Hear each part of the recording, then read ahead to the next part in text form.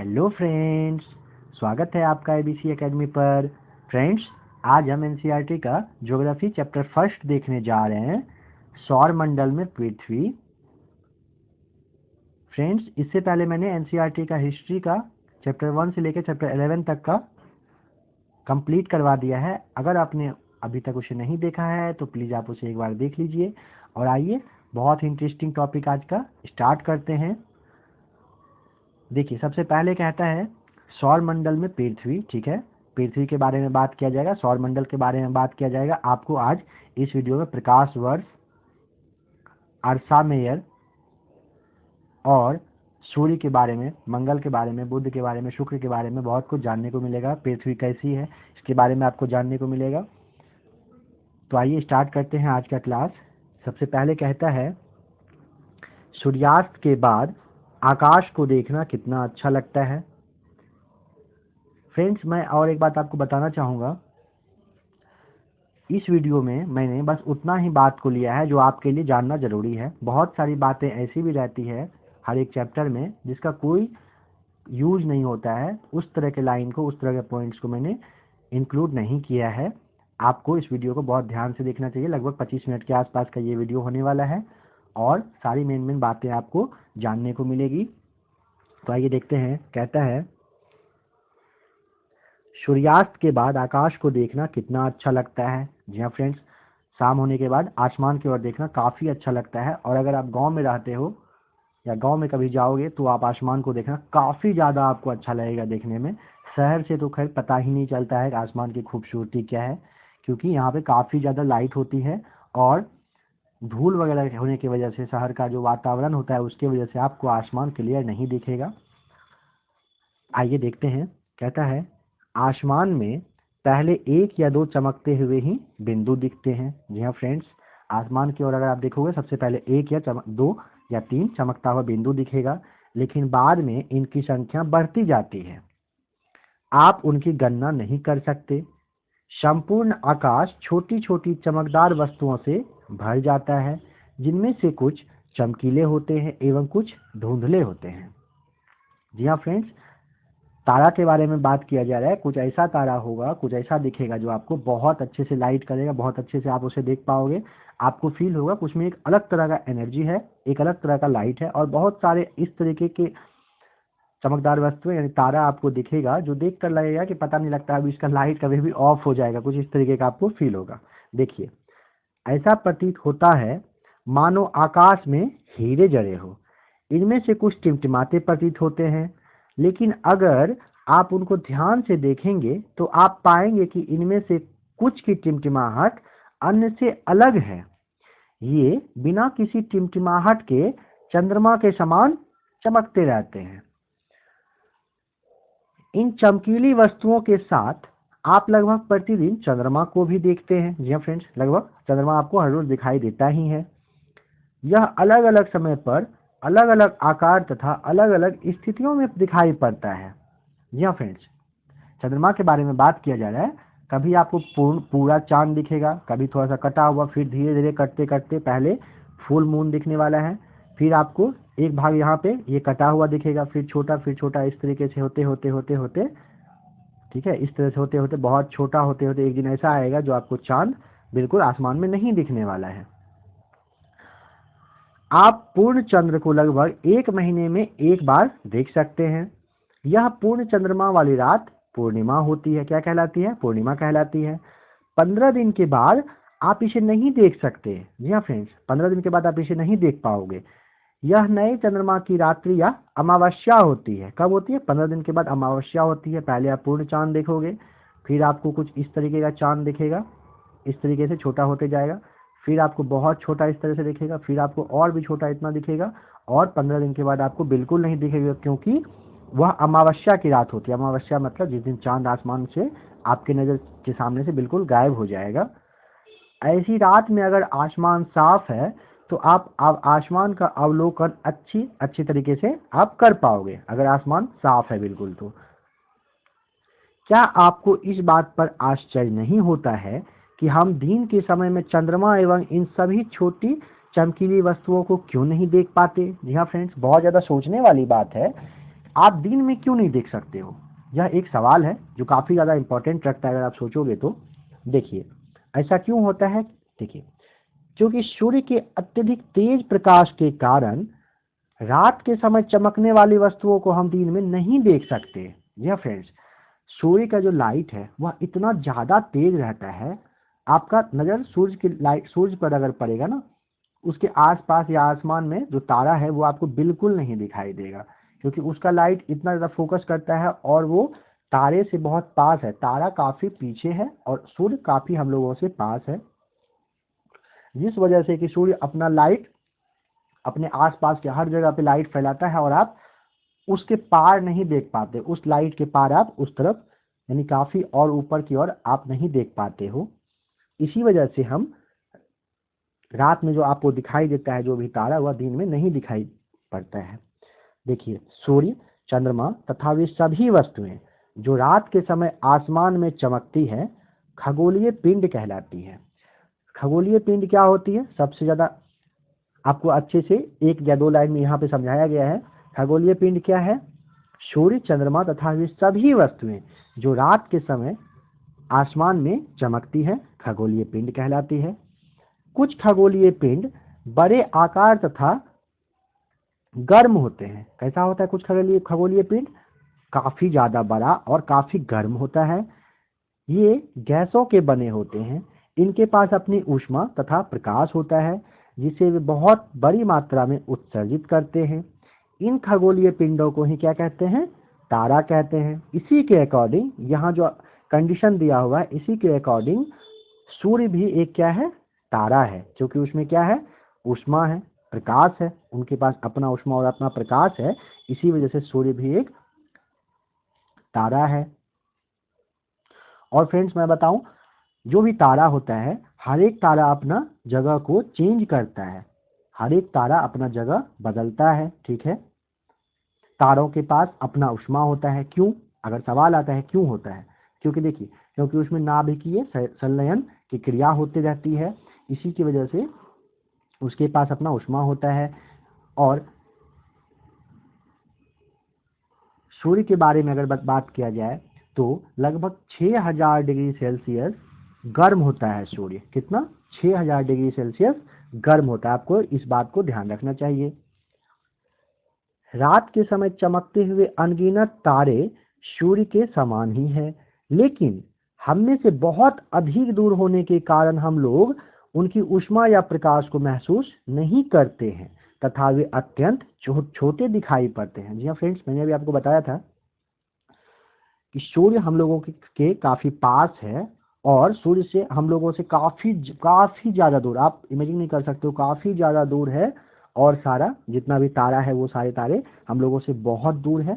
उसी की वजह से, काफी दूर होने की वजह से उसकी लाइट को और ऊष्मा को हम फील नहीं कर पाते हैं। ऐसा आप बिल्कुल मत सोचिएगा कि उसमें कुछ नहीं होता है, वो सूर्य की वजह से चमकता है, या ऐसा कुछ नहीं है। उसके पास भी अपना ऊष्मा है, उसके पास अपना प्रकाश है, मगर इतना ज़्यादा दूर है ना, उसकी वजह से हम आप फील नहीं कर पाते हैं और छोटा हम लोगों को दिखता है। उसका रीजन क्या है? क्योंकि आपको पता है, जब आसमान में हवाई जहाज या पतंग या कोई चिड़िया आसमान में जब ऊपर की ओर उड़ती है, काफ़ी दूर, जितना दूर वो जाती है हम लोगों से, काफ़ी वो छोटा हम लोगों से देख पाते हैं। इसी वजह से वह काफ़ी छोटा दिखाई देता है। आपने अवश्य ध्यान दिया होगा कि कुछ दूरी से देखने पर सभी वस्तुएं छोटी दिखाई पड़ती है।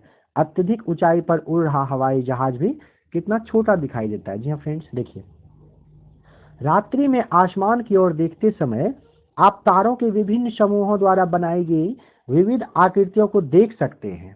ये नक्षत्र मंडल कहते हैं। क्या कहलाते हैं? नक्षत्र मंडल। अर्सा मेजर या बिग बियर इसी प्रकार का एक नक्षत्र मंडल है। देखिए, क्वेश्चन ये आ सकता है, अर्सा मेजर या बिग बियर क्या है? ठीक है, तो शायद आप सोच भी नहीं पाओगे अर्सा मेजर या बिग बियर क्या है। यहाँ पे आप देख लीजिए, वह क्या है? एक नक्षत्र मंडल है। ठीक है, बहुत आसानी से पहचान में आने वाला नक्षत्र मंडल है कौन सा? सप्तऋषि। जी हाँ फ्रेंड्स, आप आसमान की ओर अगर देखोगे, आसमान साफ रहेगा तो आपको दिखेगा 7 तारों का एक आकृति बनता है, जिसमें 4 तारा, आप अगर इमेजिन करोगे, आप देखोगे तो 4 तारा 4 कॉर्नर पे रेक्टेंगल के जैसा रहता है और 3 तारा उसके पीछे रहता है। इस तरीके से फील होगा ना, 4 आदमी किसी चीज को उठाकर कहीं कंधे पे उठाकर कहीं जा रहे हैं और 3 लोग उनके पीछे उन्हें फॉलो कर रहे हैं, इस तरीके का आपको दिखाई देगा, उसे ही सप्तऋषि तारा कहा जाता है। नक्षत्र मंडल आपने देख लिया, अर्सा मेर या बिग बेर भी आपने देख लिया। आइए आगे देखते हैं। यह 7 तारों का समूह है जो कि नक्षत्र मंडल अर्सा मेजर का भाग है।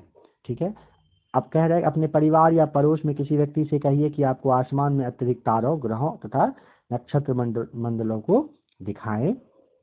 देखिए, प्राचीन समय में लोग रात्रि में दिशा का निर्धारण तारों की सहायता से करते थे। उत्तरी तारा उत्तर दिशा को बताता है, इसे ध्रुव तारा भी कहा जाता है। ध्रुव तारा किसे कहते हैं? उत्तर दिशा, उत्तर की ओर जो तारा होता है, एक तारा होता है जो काफी ज्यादा चमकीला होता है, वह उत्तर की ओर होता है। रात में समुद्र में जो सफर करते थे नाविक पहले के समय में, जब यहाँ पे दिशा देखने के लिए कोई हमारे पास कोई साधन नहीं था, उस वक्त के बारे में बता रहा हूँ मैं। उस वक्त ध्रुव तारा को ही देखकर नाविक जो होते थे नाव को चलाते थे, और जब उन्हें कहीं जाना होता था उसी के अकॉर्डिंग वो जाते थे। यह आसमान में हमेशा एक ही स्थान पर रहता है। जी हाँ फ्रेंड्स, ऐसा नहीं है कि आज उत्तरी तारा उत्तर की ओर है, ध्रुव तारा उत्तर की ओर है तो कल पश्चिम की ओर होगी, नहीं, वह उसका एक जगह फिक्स होता था। और उसे पहचानने का मैं आपको एक तरीका बता रहा हूँ जो बुक में भी दिया हुआ है।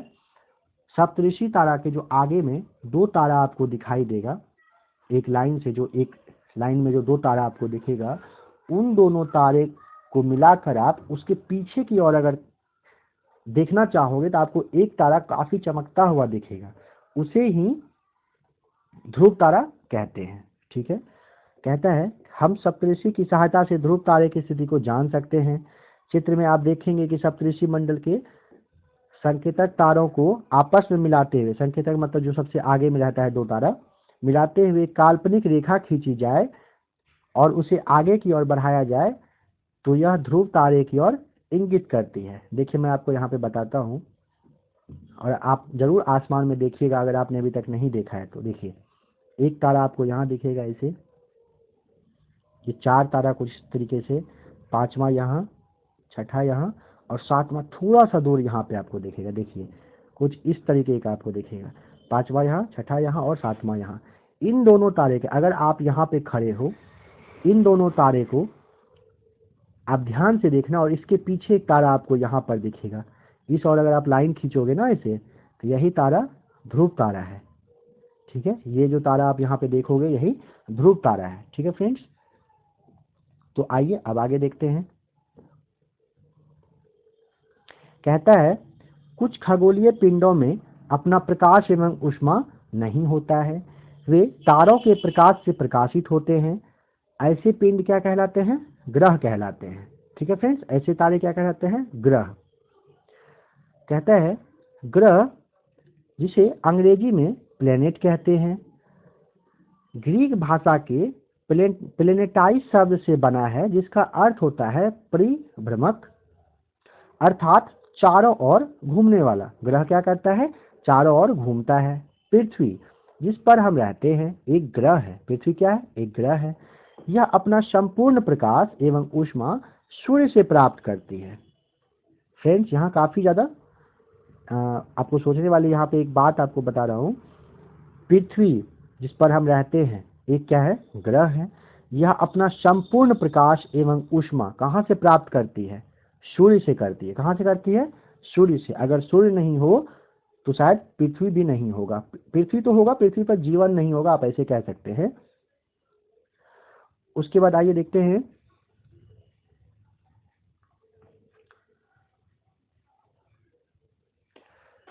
जो पृथ्वी के सबसे नजदीक का तारा है। कौन सा? देखिए, यह अपना संपूर्ण प्रकाश एवं ऊष्मा सूर्य से प्राप्त करती है। जो पृथ्वी के सबसे नजदीक का तारा है, पृथ्वी को बहुत अधिक दूरी से, जैसे चंद्रमा से देखने पर यह चंद्रमा की तरह ही चमकती हुई प्रतीत होती है। आप पृथ्वी को पृथ्वी पर खड़े होकर देखोगे तो आपको पता नहीं चलेगा, लेकिन अगर आप चंद्रमा पर जाओगे और वहां से अगर आप पृथ्वी की ओर देखोगे तो यह भी चमकता हुआ वैसा ही दिखाई देगा जैसा कि आपको रात में चांद दिखाई देता है।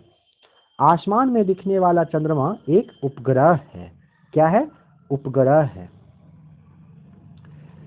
यह हमारी पृथ्वी का सहचर है तथा इसके चारों ओर चक्कर लगाता है। चंद्रमा किसका चक्कर लगाता है? पृथ्वी का। हमारी पृथ्वी के समान 7 अन्य ग्रह हैं जो कि सूर्य से प्रकाश एवं ऊष्मा प्राप्त करते हैं। उनमें से कुछ के पास अपना चंद्रमा होता है।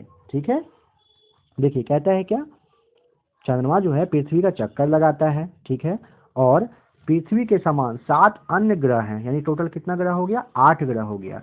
पृथ्वी और 7 ग्रह है। ठीक है, आइए आगे देखते हैं। अब सौर मंडल के बारे में आप थोड़ा सा जान लीजिए। सूर्य, 8 ग्रह, उपग्रह तथा कुछ अन्य खगोलीय पिंड जैसे क्षुद्र ग्रह एवं उल्का पिंड से मिलकर सौर मंडल का निर्माण करते हैं। ठीक है, उसे हम सौर परिवार का नाम देते हैं, जिसका मुखिया कौन सा है? बॉस कौन सा है? सूर्य है। आइए अब सूर्य के बारे में देख लेते हैं, जो मुखिया है उन्हीं के बारे में थोड़ा जान लेते हैं। सूर्य सौर मंडल के केंद्र में स्थित है। सूर्य कहाँ पर है? सौर मंडल के केंद्र में, मतलब बीच में स्थित है सौर मंडल सूर्य। ठीक है, यह बहुत बड़ा है एवं अत्यधिक गर्म गैसों से बना है। इसका खिंचाव बल इससे सौर मंडल को बांधे रखता है। सूर्य सौर मंडल के लिए प्रकाश एवं ऊष्मा का एकमात्र स्रोत है। सूर्य क्या है? सौर मंडल में जो प्रकाश और ऊष्मा होता है उसका एकमात्र स्रोत है। कौन सा? कौन है स्रोत? सूर्य। लेकिन हम इसकी अत्यधिक तेज ऊष्मा को महसूस नहीं करते हैं, क्योंकि सबसे नजदीक का तारा होने के बावजूद यह हमसे बहुत दूर है। सूर्य पृथ्वी से लगभग 15 करोड़ किलोमीटर दूर है। फ्रेंड्स, ये पॉइंट आपको याद रखना है। सूर्य जो है पृथ्वी से कितना दूर है? 15 करोड़ किलोमीटर दूर है। ठीक है, और सूर्य के बारे में मैं अगर बताऊं तो सूर्य को पीला तारा भी कहा जाता है। फ्रेंड्स, ठीक है, ध्यान रखिएगा, सूर्य को पीला तारा भी कहा जाता है। आइए अब देखते हैं ग्रह के बारे में। कहता है हमारे सौर मंडल में 8 ग्रह है। सूर्य से दूरी के अनुसार, आइए देखते हैं सूर्य से दूरी के अनुसार कौन सा है। देखिए, अगर यहाँ पर सूर्य है तो यहाँ पर बुध है, उसके बाद शुक्र है, उसके बाद आप पृथ्वी है आपका, फिर है मंगल, फिर है बृहस्पति, फिर है शनि, फिर है यूरेनस, उसके बाद लास्ट में कौन सा? नेपच्यून। ठीक है, सबसे पहला सूर्य से नजदीक सबसे पहला कौन सा ग्रह है? तो बुध है। आपको ध्यान रखना है इस बात का। ठीक है, अगर बुध के बारे में बताऊं तो सूर्य के चारों ओर वह 88 दिन में एक चक्कर लगाता है, और अपने अक्ष पर जहां पर यहाँ पर बुध है, यहाँ पर खुद एक चक्कर, अगर खुद के बारे में बात किया जाए तो 59 दिन में घूमता है। और सूर्य के चारों ओर अगर इस तरीके से बात किया जाए तो उसे कितना दिन लगता है? 88 दिन लगता है। ठीक है फ्रेंड्स, आइए आगे देखते हैं। सौर मंडल के सभी 8 ग्रह एवं, माफ कीजिएगा, सौर मंडल के सभी 8 ग्रह एक निश्चित पथ पर सूर्य का चक्कर लगाते हैं। ये रास्ते दीर्घवृत्ताकार में फैले हुए हैं। ये क्या कहलाते हैं? कक्षा कहलाते हैं। क्या कहलाते हैं फ्रेंड्स? कक्षा कहलाते हैं ये। बुध सूर्य के सबसे नजदीक है। अपनी कक्षा में सूर्य के चारों ओर एक चक्कर लगाने में इसे कितना? 88 दिन लगते हैं। और आगे देखिए, सूर्य को पृथ्वी का जुड़वा ग्रह भी माना जाता है। किसे? माफ कीजिए, सूर्य नहीं, शुक्र को। जी हाँ फ्रेंड्स, शुक्र को पृथ्वी का जुड़वा ग्रह भी कहा जाता है। क्यों? देखिए, क्योंकि इसका आकार एवं आकृति लगभग पृथ्वी के समान ही है, इसीलिए पृथ्वी और शुक्र को क्या कहा जाता है? जुड़वा ग्रह कहा जाता है। अभी तक प्लूटो भी एक ग्रह माना जाता था, परंतु अंतर्राष्ट्रीय खगोलीय संगठन ने अपनी बैठक जो अगस्त 2006 में हुई थी, में यह निर्णय लिया कि कुछ समय पहले खोजे गए अन्य खगोलीय पिंड, जिसका नाम 2003 UB313 सीरस तथा प्लूटो को बौने ग्रह कहे जा सकते हैं। ठीक है, क्या कहते हैं उसको? बौने ग्रह की श्रेणी में उसे दे दिया गया। किसे? प्लूटो को। प्लूटो भी पहले ग्रह के ही रूप में उसे माना जाता था, मगर अब उसे चेंज कर दिया गया। प्लूटो को अब क्या कहते हैं? हम बौने ग्रह कहते हैं। आइए अब पृथ्वी के बारे में देखते हैं। देखिए, सूर्य से दूरी के हिसाब से पृथ्वी तीसरा ग्रह है। जी हाँ फ्रेंड्स, पृथ्वी क्या है? तीसरा ग्रह है। आइए पृथ्वी के बारे में अगर मैं बताऊं तो सूर्य के चारों ओर लगभग 365 दिन में एक चक्कर लगाता है, ठीक है, और अपने जगह पर वह एक दिन में यानी 24 घंटा में एक चक्कर कंप्लीट करता है। 23 घंटा 59 मिनट कुछ सेकंड में करता है, लेकिन उसे अप्रॉक्स 24 घंटा ही माना जाता है। आइए आगे देखते हैं। आकार में यह पांचवा सबसे बड़ा ग्रह है। आकार में क्या है? पांचवा सबसे बड़ा ग्रह है।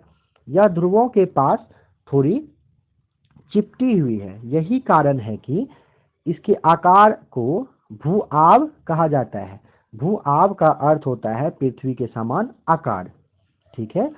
अब देखिए, जीवन के लिए अनुकूल परिस्थितियां संभवतः केवल पृथ्वी पर ही पाई जाती है। जी हाँ फ्रेंड्स, बिल्कुल पृथ्वी पर ही बस पाई जाती है अभी तक। आगे का पता नहीं, आगे साइंटिस्ट क्या करते हैं, कहाँ कहाँ क्या पता लगाते हैं, आपको बहुत जल्द वो पता चलेगा कि कहीं ना कहीं और किसी ग्रह पे रहने का सारा कुछ अरेंजमेंट हो ही गया। पृथ्वी ना तो अधिक गर्म है और ना ही अधिक ठंडी। यहाँ पानी एवं वायु उपस्थित है जो हमारे जीवन के लिए आवश्यक है। वायु में जीवन के लिए आवश्यक गैसें जैसे ऑक्सीजन मौजूद है। क्या मौजूद है? ऑक्सीजन। इन्हीं कारणों से पृथ्वी सौरमंडल का सबसे अद्भुत ग्रह है। कौन सा? पृथ्वी। अद्भुत ग्रह क्यों है? क्योंकि यहाँ पर ऑक्सीजन है, क्योंकि यहाँ पर पानी है, जिससे हमारा जीवन संभव हो पाता है। देखिए आगे, अंतरिक्ष में देखने पर पृथ्वी नीले रंग का दिखाई पड़ता है क्योंकि इसकी 2/3 सतह पानी से ढकी हुई है, इसीलिए इसे नीला ग्रह कहा जाता है। नीला ग्रह कौन सा है? पृथ्वी है। ध्यान रखना, नीला ग्रह कौन सा है? पृथ्वी है। आइए अब चांद के बारे में देखते हैं, चंद्रमा के बारे में देखते हैं। हमारी पृथ्वी के पास केवल एक उपग्रह है। कौन सा? चंद्रमा। इसका व्यास पृथ्वी के व्यास का केवल 1/4 है, ठीक है। यह इतना बड़ा इसलिए प्रतीत होता है क्योंकि यह हमारे ग्रह से अन्य खगोलीय पिंडों की अपेक्षा नजदीक नहीं, मानिए काफी नजदीक है। यह हमसे लगभग 3,84,400 किलोमीटर दूर है। कितना? 3,84,400 किलोमीटर बस। अब आप पृथ्वी से सूर्य एवं चंद्रमा की दूरी का तुलना कर सकते हैं। या फ्रेंड्स, अब आप तुलना कर सकते हैं। अभी मैंने आपको बताया था सूर्य कितना दूरी है पृथ्वी से, कितना दूर है? लगभग 15 करोड़ किलोमीटर दूर है। और चंद्रमा की बात की जाए तो बस 3,84,400 किलोमीटर दूर है। चंद्रमा पृथ्वी का एक चक्कर लगभग 27 दिन में पूरा करता है। लगभग इतने ही समय में यह अपने अक्ष पर भी एक चक्कर पूरा कर लेता है। इसके परिणाम स्वरूप पृथ्वी से हमें चंद्रमा का केवल एक ही भाग दिखाई पड़ता है। क्या होता है? पृथ्वी से चंद्रमा का केवल एक भाग ही दिखाई पड़ता है। चंद्रमा की परिस्थितियां जीवन के लिए अनुकूल नहीं है। चंद्रमा की जो वहां पर का जो कंडीशन है ना, उस पर जीवन पॉसिबल नहीं है। इसकी सतह पर पर्वत, मैदान एवं गड्ढे हैं जो चंद्रमा की सतह पर क्या बनाते हैं? छाया बनाते हैं। पूर्णिमा के दिन चंद्रमा पर इनकी छाया को देखा जा सकता है। कब? पूर्णिमा के दिन। आइए अब क्षुद्र ग्रह के बारे में जान लेते हैं। तारों, ग्रहों एवं उपग्रहों के अतिरिक्त असंख्य छोटे पिंड भी सूर्य के चारों ओर चक्कर लगाते हैं। इन पिंडों को क्षुद्र ग्रह कहते हैं। क्या कहते हैं? क्षुद्र ग्रह। ये मंगल एवं बृहस्पति, फ्रेंड्स आपको ध्यान रखना है, मंगल एवं बृहस्पति की कक्षाओं के बीच में पाए जाते हैं। वैज्ञानिकों के अनुसार क्षुद्र ग्रह ग्रह के ही भाग होते हैं जो कि बहुत वर्ष पहले विस्फोट के बाद ग्रहों से टूटकर क्या हो गए थे? अलग हो गए थे, ठीक है। आइए अब उल्का पिंड के बारे में जान लेते हैं। सूर्य के चारों ओर चक्कर लगाने वाले पत्थरों के छोटे छोटे टुकड़ों को उल्का पिंड कहते हैं। सूर्य के चारों ओर चक्कर लगाने वाले पत्थर का जो छोटा छोटा टुकड़ा होता है ना, उसे ही क्या कहते हैं? उल्का पिंड कहते हैं। आपने जैसे देखा भी होगा, कभी कभी कहा जाता है पृथ्वी पर उल्का पिंड गिरने वाला है। आइए देखिए, कभी कभी ये उल्का पिंड पृथ्वी के इतने नजदीक आ जाते हैं कि इनकी प्रवृत्ति पृथ्वी पर गिरने की ही होती है। इस प्रक्रिया के दौरान वायु के साथ घर्षण होने के कारण ये गर्म होकर जल जाते हैं। क्या होता है?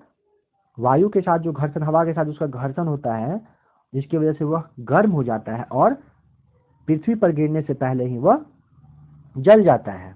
फलस्वरूप चमकदार प्रकाश उत्पन्न होता है। अगर वो एकाएक कहीं रास्ते में जल जाएगा, वो जो पत्थर होता है जो गिरते रहता है पृथ्वी पर, अगर वह जलेगा तो काफी तेज रोशनी आसमान की ओर आपको दिखाई देती है। कभी कभी कोई उल्का पूरी तरह जले बिना पृथ्वी पर गिरती है, जिससे धरातल पर गड्ढे बन जाते हैं। जी हाँ फ्रेंड्स, उतना आसमान उतना ऊंचाई से अगर पृथ्वी पर जलता हुआ पत्थर भी गिरेगा, थोड़ा सा भी उसमें वेट होगा, तो आप सोच लीजिए कि कितना ज्यादा गड्ढा कर सकता है। कहता है, क्या आपने तारों वाले खुले आकाश में एक ओर से दूसरी ओर तक फैली चौड़ी सफेद पट्टी की तरह एक चमकदार रास्ते को देखा है? यह लाखों तारों का समूह होता है। यह पट्टी आकाश गंगा है। क्या कहलाती है वह? आकाश गंगा कहलाती है। हमारा सौर मंडल इस आकाश गंगा का एक भाग है। प्राचीन भारत में इसकी कल्पना आकाश में प्रकाश की एक बहती नदी से की गई थी। ठीक है फ्रेंड्स, क्या किया गया था उस वक्त? आकाश में एक ओर से दूसरी ओर तक फैली सफेद चौड़ी पट्टी की तरह एक रास्ता दिखता है। अगर आप उसे ध्यान से देखोगे ना तो एक रास्ता आपको दिखेगा, उसे ही क्या कहते हैं? आकाश गंगा कहा जाता है। और प्राचीन समय में उसे एक बहती हुई नदी का संज्ञा दी गई थी, इसका नाम आकाश गंगा पड़ा था। आकाश गंगा करोड़ों तारों, बादलों तथा गैसों की एक प्रणाली है। इस प्रकार की लाखों आकाश गंगाएं मिलकर ब्रह्मांड का निर्माण करती है। किसका? ब्रह्मांड का। ब्रह्मांड की विशालता की कल्पना करना अत्यधिक कठिन है। जी हाँ फ्रेंड्स, ब्रह्मांड के बारे में सोचना कितना विशाल है, उसका कल्पना करना काफी मुश्किल है। वैज्ञानिक अभी भी इसके बारे में अधिक से अधिक जानकारी एकत्र करने में जुटे हुए हैं। मतलब वैज्ञानिक को भी अभी तक सारा कुछ नहीं पता चला है ब्रह्मांड के बारे में। इसके आकार के संबंध में हमें कोई जानकारी नहीं है। किसका? ब्रह्मांड के बारे में कोई जानकारी नहीं है, लेकिन फिर भी हम जानते हैं कि हम सभी इसी ब्रह्मांड का हिस्सा हैं। जी हाँ फ्रेंड्स, हम सभी क्या है? ब्रह्मांड का हिस्सा है। आइए कुछ रोचक तथ्य देख लेते हैं। कहता है, नील आर्मस्ट्रॉन्ग पहले व्यक्ति थे जिन्होंने 21 जुलाई 1969 को सबसे पहले चंद्रमा की सतह पर कदम रखा। किसने? नील आर्मस्ट्रॉन्ग ने। कब? 21 जुलाई 1969 को। क्या किया था उन्होंने? चंद्रमा की सतह पर, मतलब चंद्रमा पर वह सबसे पहले उतरे थे। ठीक है। कहता है, मालूम करो कि क्या कोई भारतीय चंद्रमा पर गया है? तो फ्रेंड्स इसका जवाब होगा NO, नो, मतलब नहीं। अभी तक कोई भारतीय चंद्रमा पर नहीं गया है। देखिए, प्रकाश की गति लगभग 3000 किलोमीटर प्रति सेकेंड है। प्रकाश की गति कितनी होती है? 3 लाख किलोमीटर। फ्रेंड्स आप घंटा मत समझिएगा, प्रति सेकेंड। एक सेकेंड में 3 लाख किलोमीटर तक तय करती है, प्रकाश दूरी तय कर लेती है। ठीक है। इस गति के बावजूद सूर्य के प्रकाश को पृथ्वी तक पहुंचने में लगभग कितना? लगभग 8 मिनट का समय लगता है। सोच लीजिए फ्रेंड्स, आप इसे 8 से गुना कर सकते हो यहाँ पे। ठीक है, उतना टाइम लगता है सूर्य के प्रकाश को पृथ्वी तक पहुंचने में। ठीक है फ्रेंड्स, और अगर मैं पृथ्वी के बारे में आपको बताऊं तो पृथ्वी किस तरीके से, उसका शेप क्या है? तो पृथ्वी चपटी है और 23.5 डिग्री वह क्या है? झुकी हुई है। आपको ध्यान रखना है, कुछ कुछ पॉइंट मैं आपको एक बार रिपीट करवा दे रहा हूँ। हर एक तारा अपना जगह बदलता है, लेकिन एक तारा है कौन सा जो अपना जगह नहीं बदलता है? बताइए कौन सा तारा है फ्रेंड्स? जी हाँ, ध्रुव तारा अपना जगह नहीं बदलता है। प्रकाश वर्ष क्या होता है? प्रकाश वर्ष एक साल में प्रकाश के द्वारा चली गई जो दूरी होती है, जो उसे आप काउंट करोगे, उसे ही प्रकाश वर्ष कहा जाता है। ठीक है। उसके बाद तारों के पास अपना ऊष्मा होता है। ठीक है, क्योंकि उसमें नाभिकीय संलयन होता है। और सूर्य जो है लगभग 6000 डिग्री सेल्सियस गर्म होता है। सूर्य का एक और नाम क्या है? उसे पीला तारा भी कहा जाता है। ठीक है। आसमान में चमकने वाली सारी चीजें जो है वो क्या है? खगोलीय पिंड है। ठीक है। और बता दूं आपको, शुक्र और बुध का कोई उपग्रह नहीं है। क्या है? और अगर कुछ इंपॉर्टेंट बात बताया जाए तो बताता हूं मैं। बृहस्पति, शनि तथा यूरेनस के चारों ओर क्या है? छल्ले हैं। ठीक है। ये छल्ले विभिन्न पदार्थों के असंख्य छोटे छोटे पिंडों से बनी पट्टियाँ हैं। पृथ्वी से इन छलनों को शक्तिशाली दूरबीन की सहायता से ही बस देखा जा सकता है। ठीक है फ्रेंड्स। तो फ्रेंड्स, अभी आपने देखा एनसीईआरटी का ज्योग्राफी का चैप्टर फर्स्ट पृथ्वी यानी हमारा आवास। इसके बाद चैप्टर सेकंड, चैप्टर थर्ड आएगा। आप सारे वीडियो को काफ़ी अच्छे ध्यान से एक बार देखिएगा, आपके हर तरह के एग्जाम में आने वाला है। एनसीईआरटी से ही सवाल आता है। जितना बेसिक तरीके से इस चैप्टर में बताया गया है, जितना बेसिक तरीके से मैंने आपको तोड़ तोड़ कर बताया, जितना पॉसिबल था सिक्स क्लास के क्लास को सिक्स के जैसा ही मैंने बताया, ताकि एक छोटा बच्चा भी अगर देखेगा इस क्लास को तो काफ़ी अच्छे से समझेगा। इसके अलावा पढ़ने के लिए तो काफ़ी सारी बुक्स है जो काफ़ी कुछ उसमें दी हुई है, और शायद पढ़ने के बाद आपको नींद भी आने लगे।